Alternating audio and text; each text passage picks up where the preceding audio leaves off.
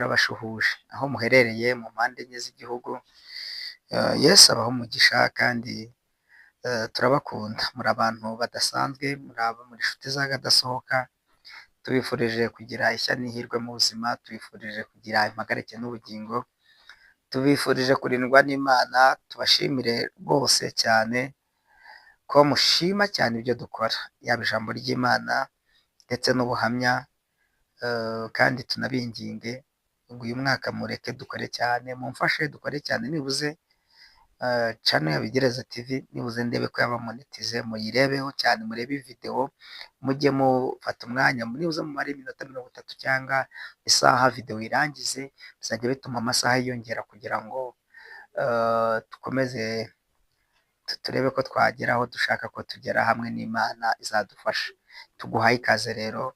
Umunsi ndashaka ko dukora ikiganiro kivuga ngo ariko se koko tuzapfa? Ese urupfu kubera iki? Uyu munsi hari impfu nyinshi. Kuki hari impfu nyinshi? Byatewe n'iki? Kuki abantu batakiramba? Ni iki kiganiro ushaka ko tuganiraho. Komantere zanyu ndazishaka, mu nyandikire mumbwire namwe kuhaye kuki abantu tutakiramba, ubona abantu bapfa bakenyutse, biterwa n'iki? Turaza kwifashisha Bibiliya, twumva icyo Bibiliya nayo ibivugaho, hanyuma kandi no mu bwenge Imana duhaye turaza gukoresha umutwe wacu tubaganirize. Namwe komantere zanyu kungikanya n'ibyo nkunda, burya muri abapartners banjye beza kandi mufite ubwenge. Yesu azi kudufasha, muze kunyunganira. Komantere zanyu hasi ndazishaka kugira ngo turusheho kugira ibyo dusobanukirwa neza. Nshobora kuba nzi ibintu emwe nabindusha, kuko burya iyo uhagaze imbere y'abantu wigisha, bijya muri 90 uri kwigisha, benshi baba bakurusha. Umunyarwanda we yavuze ijambo ryiza, aravuga ngo wigisha intore guhamiriza bwa kikakurusha. Rero ntabwo ndi umuhanga cyane, ahubwo ni mwe bahanga. Ndabizi neza ko muri abantu bazi ubwenge cyane, munagira byinshi mundusha, ariko nanjye mu bwenge Imana mpaye simvuze ngo bukeya, yarabumpaye, ndabishimira Imana. Ndaza gukora uko ashoboye, tuganire wayi kubera iki hariho kwiyongera impfu nyinshi. Impfu nyinshi zibaye kubera iyihe mpamvu? Rero mu bintu byose nkunda ko ibintu byose bigira gahunda. Nkundira dusenga Imana, hanyuma twinjire mu kiganiro ariko twiragije Yesu. Turagushimiye mwami wacu Yesu, dushimire Mwuka Wera, by'umwihariko dushimire Data wa twese mwiza, se w'umwami wacu Yesu. Imana idukunda, Imana itadutererana, Imana itatujugunyanga, Imana ireba ikamenya, yitegereza ibihishwe ikabihishura, Imana izi byose, Imana ikunda itorero, Imana ikunda abayo. Turagushimiye ko wagiye uturinda, ndetse aya masaha n'uyu munsi ntabwo ari uko wenda ibyaduhize bitari bihari, ahubwo wagiye ubyitambika tubona ineza yawe. Watanze ingabo nyinshi zipfa ku bwacu. Icyubahiro ni icya Data wa twese n'Umwana n'Umwuka Wera. Tubishimiye dutyo kandi tuguhaye ikaze Mwuka Wera, kugira ngo uze kubana natwe. Iki kiganiro ntaba ari cyo ukiyobora, ahubwo Umwuka Wera afashe ushyigikire Yesu. Simvuze ngo nimbura ugaragare, ahubwo hari ijambo Pawulo yandikiye Abakorinto, aravuga ngo ubwo dukorana nayo twirinde guherwa ubuntu bw'Imana kupfusha ubusa. Ntabwo mvuze ngo nimbura ugaragare, ahubwo korana nanjye iby'ubutwari, vugana nanjye iby'ubutwari. Amaso y'Imana naze muri jyewe, umuhishurirwa ryagutse, kugira ngo aba bantu babashe gusobanukirwa n'impamvu bariho ndetse n'impamvu bapfa.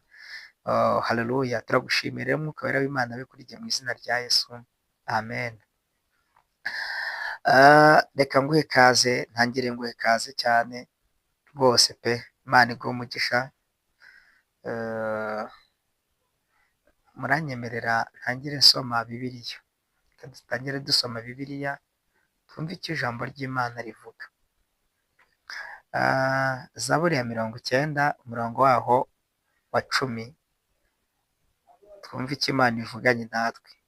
Zaburi ya 90 umurongo wa 10 haravuze ngo iminsi y'imyaka yacu ni imyaka 70, ariko kandi nitugira intege nyinshi ikagera kuri 80, nyamara ibyiratwa byayo ni imiruho n'umubabaro.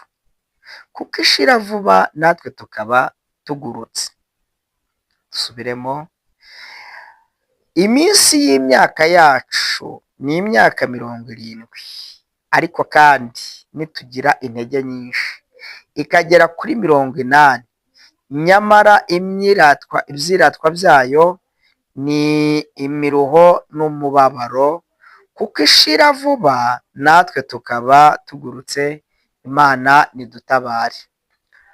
Ndashaka kubabwira ikintu gikomeye kivuga ngo kubera iki abantu batakiramba, kubera iki abantu uyu munsi wa none tubona tutakibaho ngo tugire uburame. Ndaza kwifashisha Bibiliya, turaza kwirefera cyane ku bantu babayeho mbere, kuki abantu ba kera barambaga. Urugero, n'inyamaswa za kera zararambaga, ariko kubera iki gihe ubona kuramba kwacu ari guke? Bibiliya iravuze ngo igihe umuntu agenewe muri iki gihe ni imyaka 70, nagira umugisha akaramba azagera 80, ariko iyo 80 nayo agize ngo ni imyaka irimo imibabaro n'imiruho, ndetse ntanatinda ahita aguruka nk'uko umuyaga uguruka, ahita aguruka pe. Bivuze ngo nibajije ibibazo byinshi, waya ba kera cyangwa se kubera icyo abakera barambaga, ariko ubu Imana ikaba yatugeneye imyaka 70, yaba myinshi ikaba 80.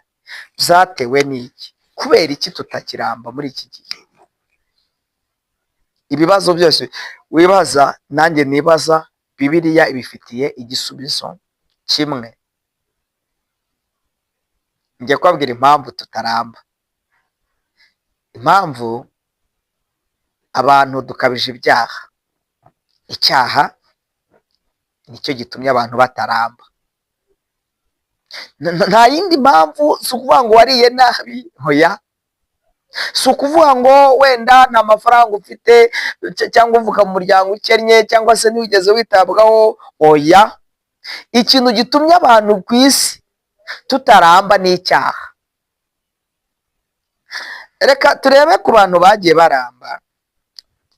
Reka mbanze mbabwire impamvu, cyangwa reka mbereke inkomoko yo ku bantu n'inyamaswa zagiye ziramba zinarama. Uraza gusanga uyu munsi wa none twagakwiye kuba natwe turamba, ariko byaranze bitewe n'icyaha cyaje. Kera cyangwa se mu mateka y'inyamaswa, akanyamaswa ubundi kabaho imyaka 200, inzovu ikaramba imyaka 100, inzoka n'imyaka 70 ni nkatwe. Inyoni yitwa imbuni imara imyaka 50, ingamiya n'inzovu 40, ingagi burya imara imyaka 38, ingwe imara imyaka 30, imbwa, injangwe n'inka ni imyaka 20, ihene n'intare ni imyaka 16, intama n'imyaka 15, urukwavu n'imyaka 10, inkoko ni 8, imbeba ni imyaka 4, isazi ishobora kumara iminsi 30 cyangwa se ukwezi. Hanyuma tuno tuntu twa insecte, tuntu tw'imibu ni amasaha 24. None rero ibintu bitatu bitumye abantu bapfa vuba ni ibihe? Kuki abantu bapfa vuba kandi ni ukuri mu by'ukuri twarabagaho igihe kirekire? Ibi mvuze ni iby'iki gihe. Akanyamasyo k'iki gihe kabaho imyaka 200, twebwe tugena imyaka 70. Ibi ni generasiyo y'iki gihe. Ariko reka turebe ku bantu ba kera. Urugero, turebe nka Nowa yamaze imyaka 950.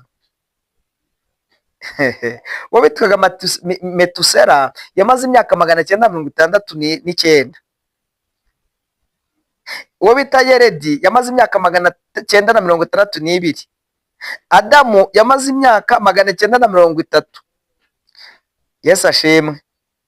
Adamu yabyaye umuhungu witwa Seti, we yamaze imyaka 912. Yesu ashimwe. Murumva ko kera abantu ba kera bararambaga. Kubera iki barambaga? Zaterwaga n'iki? Impamvu abantu ba kera barambaga, babagaho mu buzima bwo gutinya icyaha, ntabwo bakoraga ibyaha nk'ibiriho ubu. Abantu bari bataramenyera Imana, babaga bafite gutinya icyaha. Abantu ba kera, Imana yari yarabageneye ikintu cyitwa kuramba. Ubundi Adamu wa mbere ntabwo Imana yari yaramuremeye gupfa, yaramuremeye kubaho mirere na mirere, akaba muri Edeni. Ariko inzoka igereranya shitani yimanifesta mu kiremwa cy'inzoka. Inzoka twabonye ko igihe cyayo imara imyaka 70 ni nkatwe. Shitani yinjirira mu kiremwa cyitwa inzoka. Inzoka izana uburyarya. Burya ngo inzoka izi ubwenge cyane. Tinyaho Bibiliya ivuga ngo mugire ubwenge nk'ubw'inuma, ariko mugire amakenga nk'ay'inzoka. Bivugwa ko ubundi inzoka izi ubwenge bwinshi cyane. Iyo ibona umuntu agiye kuyica, hari uburyo yizinga, ikizinga nk'ingata, igahisha umutwe. Niyo ujya mu mwobo, inzoka igenda yizinguriza, ibanza umurizo igenda yizinguriza kugira ngo ize gusiga umutwe, aho iza kujya yumva amakuru. Inzoka izi ubwenge cyane.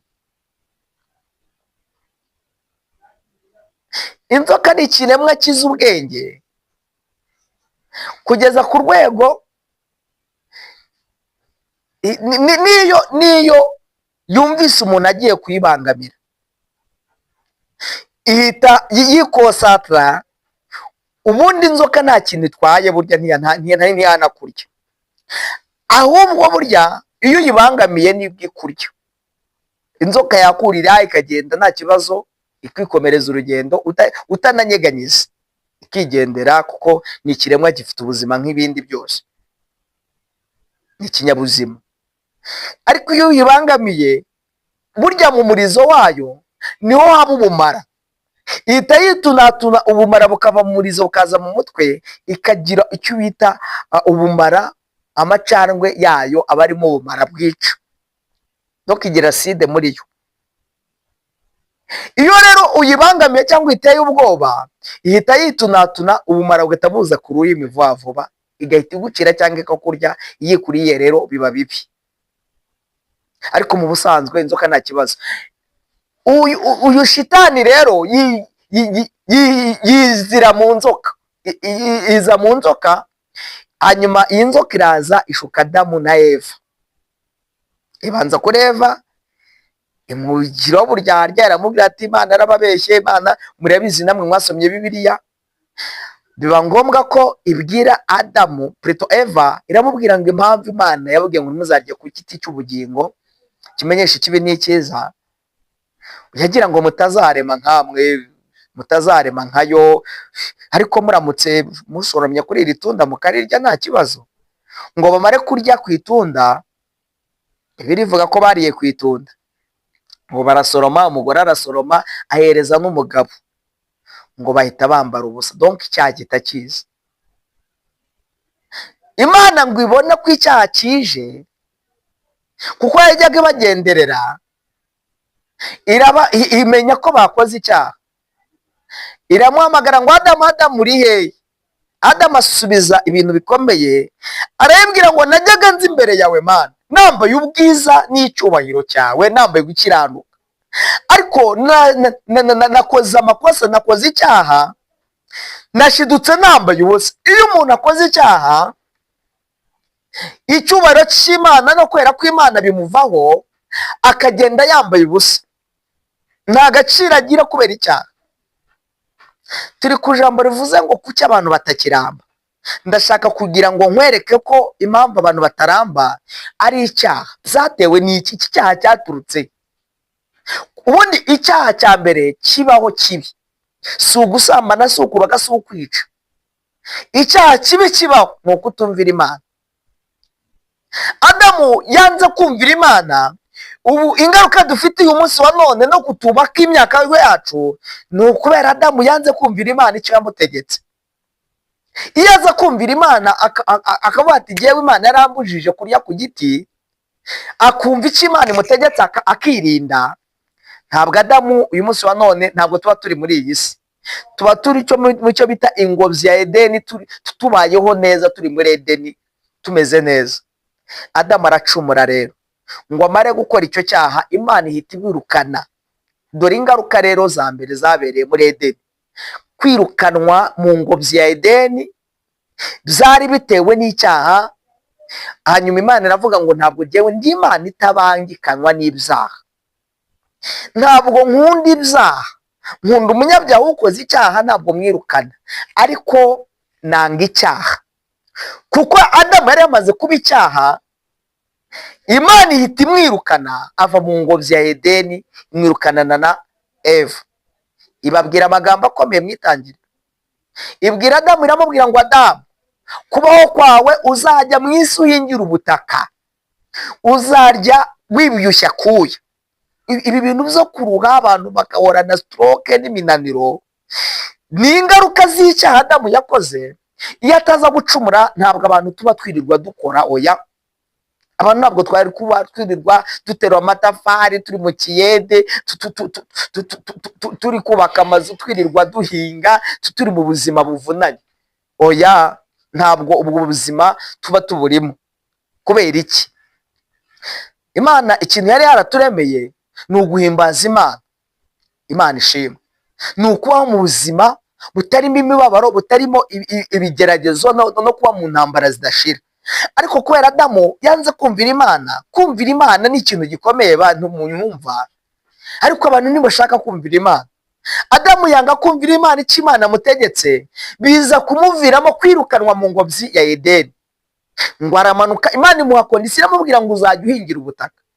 Ihita ihindukirira umugore, iramubwira ngo kuko wumviye ijwi ry'inzoka ukanga kumvira Imana. Hari ibintu abantu bumvira, bakumvira imbaraga z'abapfumu, bakumvira nyabingi n'ibitega n'ibiki, bakumva ko abapfumu bafite power, bakumva ko abapfumu bakomeye bashoboye, aho kugira ngo bumve icyo Imana ivuze, bakumva iby'imbaraga z'abadayimoni, bakaba ari byo biringira.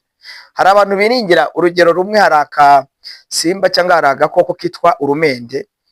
Urumende kera iyo rwambukaga umuhanda, abantu bavuga ko ngo uyu munsi bari bunywe, ukiringira kuri bunywe kubera ko ngo ubonye urumende. Yari imyumvire. Cyangwa hari akantu abantu bagiye bajya gusenya mu ishyamba, hari akantu kitwaga umudakubitwa. Ni akantu kaza ku giti kakiyomekaho, kajya kumera nk'ipamba.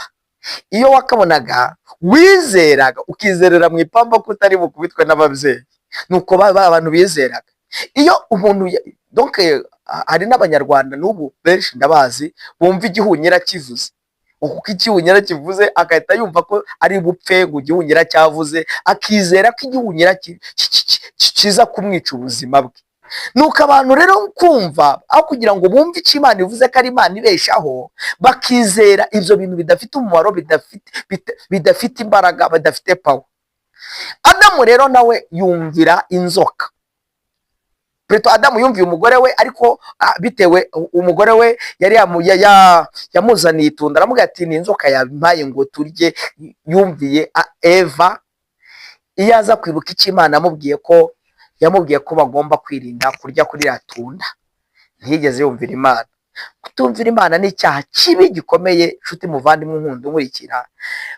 Donc kutumvira Imana bizana umuvumo. Si umuvumo kuri wowe gusa, biwuzanira n'igihugu. Nusoma amagambo y'Imana ari mu Balewi igice cya 26, uzahasanga umurongo wa 3, uzahasanga amagambo akomeye avuga ngo Imana igirira neza Abisirayeli nibayumvira. Ariko ku gice cya 15 ku murongo wa 14 haravuze ngo Imana izahora, izabica nibaramuka batayumviye. Hari amagambo akomeye avuga ngo kandi nzategeka ibicu bigiye kugwisha imvura mu gihugu. bivuze ngo kumvira Imana egari kubaho mu buzima bwiza, kurya, guhinga, kugira neza, kubaho mu buzima bwiza. Ariko kutumvira Imana bizana umuvumo ku muntu, ku rubyaro, ndetse no ku gihugu. Izi ngaruka dufite n'imyaka yacu yabaye mikeya, nabibabwiye turi ku kiganiro kivuga ngo kubera iki abantu tutakiramba. Bitewe n'iki? Kuki tutaramba? Bitewe n'icyaha. Icyaha cya mbere cyabereye mu ngobyi ya Edeni. Adamu niwe wakoze icyaha cyo kutumvira. Abantu benshi baravuga ngo icyaha ngo Adamu yakoze ngo yariye ku itunda. Oya, bureka mbabwire, icyaha Adamu yakoze gikomeye cyane ni ukutumvira Imana. Kandi uku kutumvira ni umunsi wa none ubona ko aricyo kintu gikomeye abantu dukora. Nako kubuza ati icyo wigikora ukagikorera icyo, ingaruka zikaba. So muri make rero abantu ba kera bari bafitemo kumvira Imana, yajyaga igendana nabo, ikabayobora, ikabana nabo, bigatuma baramba. Nka Nowa yamaze imyaka 950. Urumva ni imyaka myinshi. Mu gihe twebwe Imana yatugena imyaka 70, Bibiliya bivuzeho imyaka tugenewe iki gihe muri generasiyo yacu imyaka 70, ariko twagira umugisha tukaramba ikaba imyaka 80. Imyaka 80 nayo ikaba imyaka y'imiruho ndetse n'imibabaro, kandi iyo myaka nayo ihita iguruka vuba, yirukanka vuba. Yesu atugere neza kandi atuganze. Kuki abantu batakiramba rero? Dore ibintu bitatu rero bitumye abantu bapfa vuba. Icya mbere abantu gitumye abantu bapfa vuba ni ikintu cyitwa ubwibone. Abantu bafite ubwibone, kwiyemera, kwishyira hejuru. Abantu bishyize hejuru, baribona, bumva ko donc icyo bita ubwibone. Ubwibone ni bubi. Adamu amaze kutumvira Imana, Imana iramubwira ngo uzahingira ubutaka, uzarya urushyi. Ihita ivugana n'umugore, kuko mutanyumviye. Iramubwira ngo kandi nawe Eva, ikintu kizakubaho, uzabyara ubabaye. Nsize urwango kandi hagati yawe n'iyi nzoka. Niguca urwaho izaguca igitsi, nawe nuyica urwaho uzayimena umutwe. Ubu umugore donc n'iyi nzoka, icyo Imana ivuze ni icyaha. Ubundi mu buryo bwa gihanuzi umugore ni itorero, inzoka ishushanya shitani. Hanyuma donc ubu turi guhigwa n'imbaraga z'inzoka. Uyu mugore nitwe torero ry'Imana riri mu isi. Iyi nzoka rero ni shitani, ari kuduhiga. Natuca urwaho azadushyira ikuzimu, ariko natwe nitumuca urwaho tuzajya tumenagura imbaraga za shitani. Ni igihe ukwiye gusenga kugeza ku rwego imbaraga z'abademoni zimenagurika, iz'abarozi zikata agaciro, iz'abarange zikata agaciro, iz'abanyabingi zikata agaciro. Buri mbaraga yose irwanya itorero, irwanya abantu b'Imana, zikata agaciro. Ukwiye gusenga kugeza ku kigero wowe uba igifaru. Ukwiye gusenga ku buryo shitani ntanakureba abona uri umuriro, uri faya, ku buryo izi mbaraga z'inzoka zimenagurika, zigashya. Umurozi ntakakuzeho, ntazi inyuma y'urugo rwawe, akajya yumva hagoswe n'imbaraga z'amasengesho. Izi mbaraga z'amasengesho zikajya zitwika imbaraga z'abarangi, z'abakonikoni, z'abapfumu, zose zigashya, mucuraguza agashya. Imana ishimwe. Haleluya. Hanyuma ikintu gitumye rero abantu bapfa vuba, abantu bishyize hejuru ngo bazi ubwenge, nabibone. Abantu ntibagishaka kuyoborwa n'Imana, abantu barashaka kumva ko bazi ubwenge cyane, ari abanyabwenge. Bibiliya irambwiye ngo wibwira ko hari icyo azi, abari nta kibazo ukurikije ibyo yari akwiye kumenya. Kwishyira hejuru, kwibona, abantu bari kwiyogesha ingohe, ubwibone, ntibagishaka kumenya uko Imana yabaremye. Barafata ibintu wagira ngo ni salisa barakira ku minwa.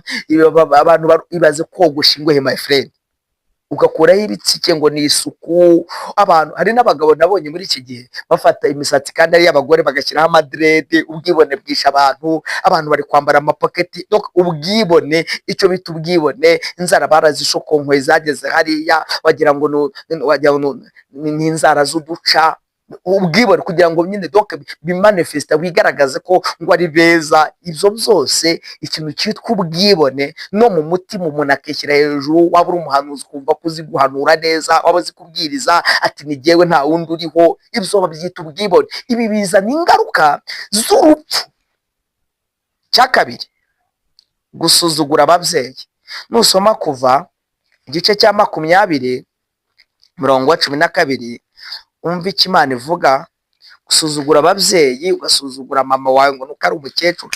Hari abantu ujya ubona, igice cya 20:12, wubahe so na nyoko kugira ngo uramire mu gihugu Uwiteka Imana yawe iguha. Wubahe so na nyoko. Ariko dufite abakobwa barangiza kaminuza, umubyeyi yavuga ati ndakabagwa. Papa yakubwira ati muzehe amaze kujya mu zabukuru, yakubwira ati mwana wanjye rwose jya ubyuka ujye gushaka utuzi, cyangwa se jya mu murima ujye guhinga, ujye gusekera, cyangwa se ujye kurima. Icyo bita gusuzugura ababyeyi. Iyo umuntu atangiye gusuzugura ababyeyi, kandi nibutse abakristo munkurikiye namwe barokore, mu yandi magambo banyetorero, bantu muvuga ko musenga Imana, ntabwo ababyeyi ari so na nyoko gusa. N'aba bashumba bacu, aba bapasiteri ni ababyeyi bacu. Mu gihe uzahangana ugahangana cyangwa se ugahangana gusuzugura pasiteri wakubatije, umupasiteri utanga igaburo, umupasiteri ufata ikiganza cy'umukobwa n'umuhungu akagihuza ati icyo Imana wafatanije. Bari abantu bafite ubudahangarwa, bari n'abatambyi bakuru, ni ababyeyi, ni ba papa, ni ba mama, pere spirituelle, mere spirituelle, bari ni abantu badasanzwe. Iyo umaze kubasuzugura rero ukumva nta gaciro bagifite, rimwe na rimwe mukabandarika mukabashyira hanze. Njya mbona ibintu bikorerwa kuri social media nkababara cyane, ugasanga abantu bari kwiha abayobozi b'itorero. Ndivugira ADEPR n'urugero, niho usanga hari ibibazo, niho wagira ngo hari igicumbi kibazo kandi nta nibazo dufite, bitewe n'impamvu buriya igiti kirimo imbuto erega giterwamo imijugujugu. Usanga rega ubundi tutanavuzwe nta n'impamvu yo kutavugwa, kuko umuntu avugwa bitewe n'impamvu y'icyo afite. Nicyo dufite gituma tuvugwa. Rero kubahuka umushumba wawe ukamwandarika ukamuvuga ni igisambo, harimo n'abavuga ngo ni abasambanyi. Ntabwo ari byo, ntabwo ari byo. Bibiliya iravuga ngo jya ubaha so na nyoko. Aba babyeyi ni abantu badasanzwe. So wakubyaye, nyoko wakubyaye, n'aba bashumba, abapasiteri, aba bakozi b'Imana ni abantu Imana yahamagaye, tuba dutegetswe kububaha. Iki rero cyitwa gusuzugura ababyeyi ni ikintu kibi gikomeye cyane. Imana idutabare. Hanyuma ikindi kibi kituma abantu bapfa bakenyutse ni ikintu cyitwa kwiyandarika. Kwiyandarika, Itangiriro 38. Nuza gusoma aya magambo, Itangiriro 38, Imana idutabare kandi turengere. Yesu ashimwe. Umurongo waho 38 avuze ibintu bitatu, ariko ndaza kuvuga n'icya 4. 38 umurongo waho wa mbere. Bibiliya ivuze ku nkuru z'umugabo bita Yuda abyara Peresi kuri Tamari mukazana we. Uyu Yuda yaragiye muri iyo minsi. Yuda ava muri bene se arazamuka acumbika ku munyaduramu witwaga Hira. Yuda abonayo umukobwa wa Shuwa umunyakanani, aramujyana aramurongora, asama inda abyara umuhungu amwita Eri. Yongera gusama inda ibyaraho umuhungu amwita Onani. Yongera kubyara undi umuhungu amwita Shera. Yuda ubwo yamubyaraga yari Ikezebu. Yuda asabira imfura ye Eri umukobwa witwaga Tamari. Eri imfura ya Yuda yari umunyabyaha mu maso y'Uwiteka, aramwica. Urumva ko kugira ibyaha Imana irakwica. Yego, abantu benshi bazi ko ngo Imana itica, ariko n'Imana yica. Gukora ibyaha igari urupfu. Nasomye birambwira ngo ibyaha ni urubori, kandi urwo rubori ni urupfu. Imana iramwica. Yuda abwira Onani ati hungura muka mwene so nk'uko bikwiriye, bagabo ucikure mwene so. Onani amenya yuko umwana atazaba uwe, nuko aryamanye na muka Onani ashyira intanga hasi kugira ngo adacikura mwene se. Icyo cyakoze cyari icyaha kibi, icyo yakoze cyari icyaha kibi mu maso y'Uwiteka, nawe aramwica. Donc mu yandi magambo, ikintu cyitwa kwiyandarika, nukomeza gusoma Bibiliya ivuze amagambo akomeye ku gice cyaho cya 15. Yuda amubonye agira ngo ni maraya. Duhere ku murongo wa 14.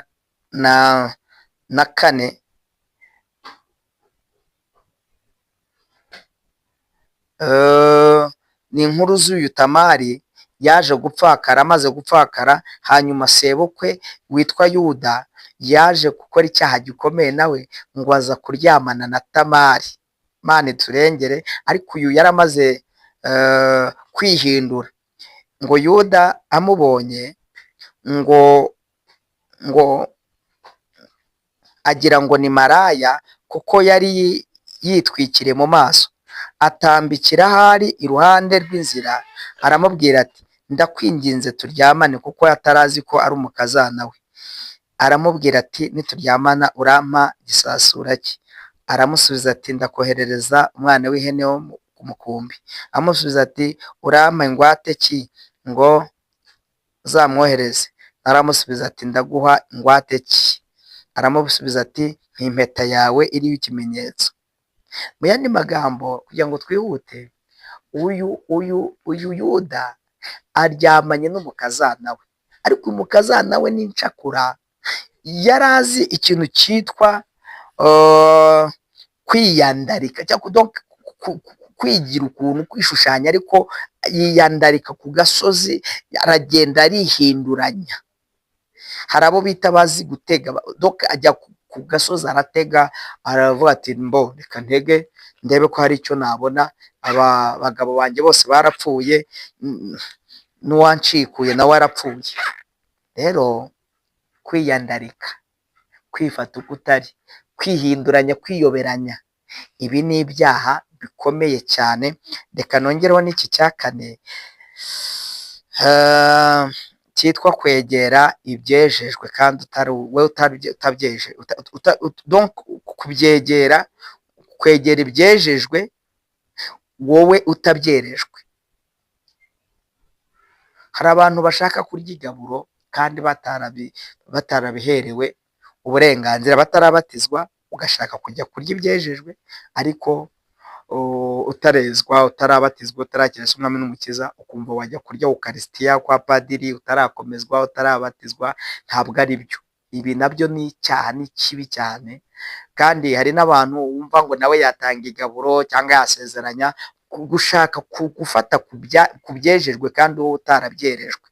Ugashaka kwigira uko utari, nturi umupasiteri, nturi umushumba, ugashaka kumva ko hari ibyo wagakwiye gukora, ariko ngo nuko wenda ukijijwe, ugashaka kuba wenda watanga nk'igaburo. Biriya ni bibi, ni icyaha kibi cyane.